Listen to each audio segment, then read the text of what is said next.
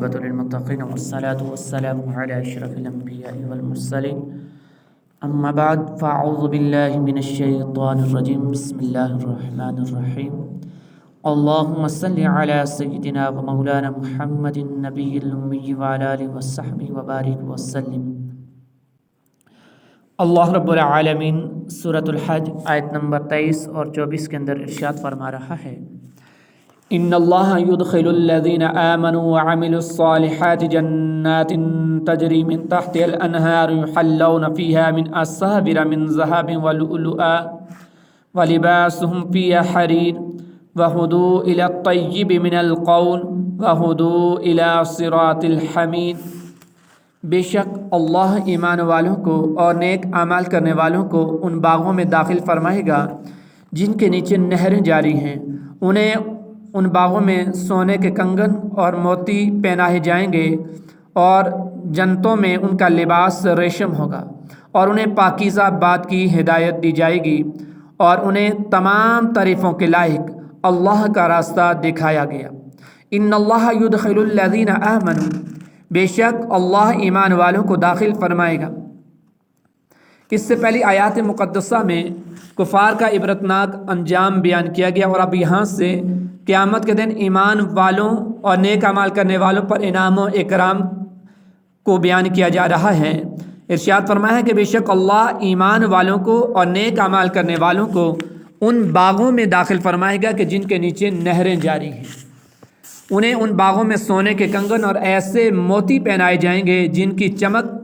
مشرق سے مغرب تک روشن کر ڈالے گی، اور جنتوں میں ان کا لباس ریشم ہوگا جسے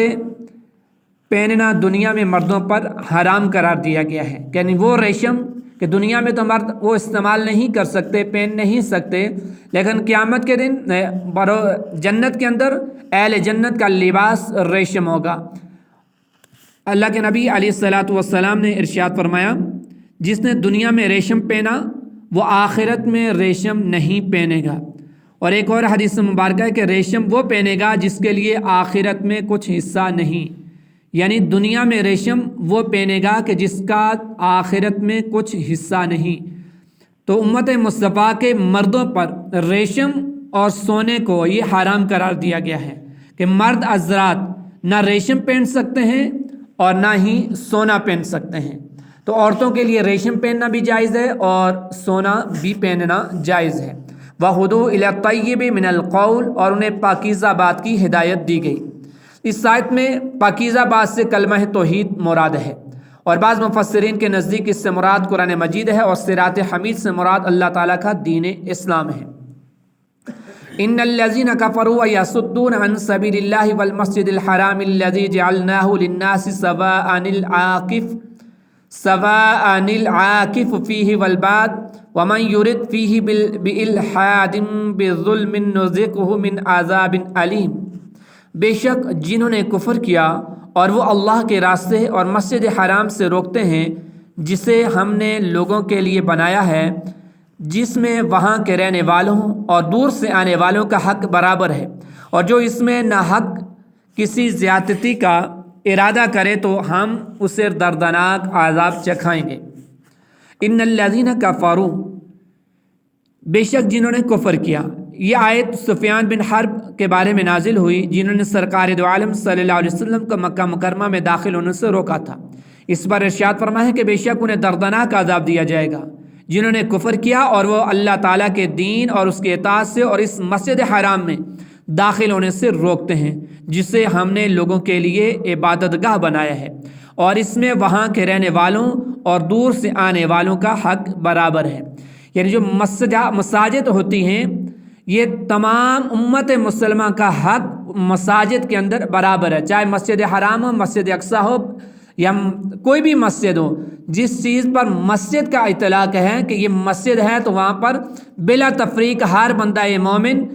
عبادت ریاضت کر سکتا ہے، کسی کے لیے بھی کوئی روک تھام نہیں۔ والمسجد الحرام، اور مسجد حرام، مفسرین فرماتے ہیں کہ اگر یہاں آیت میں مسجد حرام سے خاص کعبہ معظمہ مراد ہو جیسا کہ امام شافعی کا فرمان ہے، تو اس صورت میں آیت کے معنی یہ ہوں گے کہ مسجد حرام تمام لوگوں کا قبلہ ہے اور اس کی طرف منہ کرنے میں وہاں کے رہنے والے اور پردیسی سب برابر ہیں، سب کے لیے اس کی تعظیم و حرمت اور اس میں حج کے ارکان کی ادائیگی یکساں ہے، اور طواف و نماز کی فضیلت میں شہری اور پردیسی کے درمیان کوئی فرق نہیں۔ وَمَنْ يُرِدْ فِيهِ بِالْحَادٍ بِظُلْمٍ، اور جو اس میں ناحق کسی زیادتی کا ارتکاب کرے۔ مسجد حرام میں ناحق زیادتی سے کیا مراد ہے؟ اس میں مفسرین کے چند اقوال ہیں کہ اس سے شرک و بت پرستی مراد ہے، کہ مسجد جو اس میں ناحق کسی زیادتی کا ارادہ کرے، یعنی شرک کرے، بت پرستی کرے، اس سے ہر ممنوع قول اور ہر ممنوع فعل مراد ہے، حتیٰ کہ خادم کو گالی دینا بھی اس میں داخل ہے، کہ وہاں مسجد حرام یا حدود حرم کے اندر رہتے ہوئے تمام جملہ امور مراد یہ زیادتی کے زمرے میں آتے ہیں۔ اس سے حرم میں احرام کے بغیر داخل ہونا یا حرم کے ممنوعات کا ارتکاب کرنا بھی داخل ہے، کہ کوئی شخص بھی حدود حرم سے آگے بغیر احرام باندھے نہیں جا سکتا، اور جو احرام کی پابندیاں ہیں وہ ہر ایک پر لاگو ہوں گی، کہ وہاں شکار نہیں کر سکتا، ناخن درخت وغیرہ یا اس طرح کی کوئی چیز کاٹ وغیرہ نہیں سکتا۔ حضرت عبداللہ بن عباس رضی اللہ تعالی عنہما فرماتے ہیں کہ اس سے مراد یہ ہے کہ جو تجھے قتل نہ کرے تو اس سے قتل کرے، یا جو تجھ پر ظلم نہ کرے تو اس پر ظلم کرے، یہ بھی زیادتی کے زمرے کے اندر آتا ہے۔ وَإِذْ بَوَّأْنَا لِإِبْرَاهِيمَ مَكَانَ الْبَيْتِ أَنْ لَا تُشْرِكْ بِهِ شَيْئًا وَطَهِّرْ بَيْتِيَ لِلطَّائِفِينَ وَالْقَائِمِينَ وَالرُّكَّعِ السُّجُودِ، اور یاد کرو جب ہم نے ابراہیم کو اس گھر کا صحیح مقام بتا دیا اور حکم دیا کہ میرے ساتھ کسی کو شریک نہ کرو، اور میرے گھر کو طواف کرنے والوں اور قیام کرنے والوں اور رکوع سجدہ کرنے والوں کے لیے خوب صاف ستھرا رکھو۔ وَإِذْ بَوَّأْنَا لِإِبْرَاهِيمَ مَكَانَ الْبَيْتِ، اور یاد کرو جب ہم نے ابراہیم کو اس گھر کا صحیح مقام بتا دیا۔ کعبہ معظمہ کی عمارت پہلے حضرت آدم علیہ السلام نے بنائی، اور جب حضرت نوح علیہ السلام کی قوم پر طوفان آیا تو اس وقت وہ آسمان پر اٹھا لی گئی۔ پھر جب حضرت ابراہیم علیہ السلام کو کعبہ معظمہ کی عمارت دوبارہ تعمیر کرنے کا حکم دیا گیا تو اللہ تعالیٰ نے اس کا مقام بتانے کے لیے ایک ہوا مقرر کی، جس نے اس کی جگہ کو صاف کر دیا جہاں پہلے کعبہ معظمہ کی عمارت موجود تھی۔ اور ایک قول یہ ہے کہ اللہ تعالیٰ نے ایک بادل بھیجا جو خاص زمین کے اس حصے کے اوپر تھا جہاں پہلے کعبہ معظمہ کی عمارت تھی۔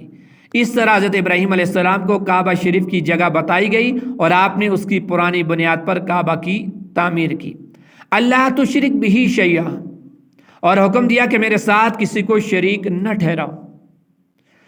کعبہ کی تعمیر کے وقت اللہ رب العالمین نے حضرت آدم علیہ السلام کی طرف وحی فرمائی کہ میرے ساتھ کسی کو شریک نہ کرو، اور میرے گھر کو طواف کرنے والوں، قیام کرنے والوں اور نماز پڑھنے والوں کے لیے شرک سے، بتوں سے اور ہر قسم کی نجاست سے خوب صاف ستھرا رکھو۔ یاد رہے کہ یہاں انبیاء علیہ السلام ایک آن کے لیے بھی شرک نہیں کرتے،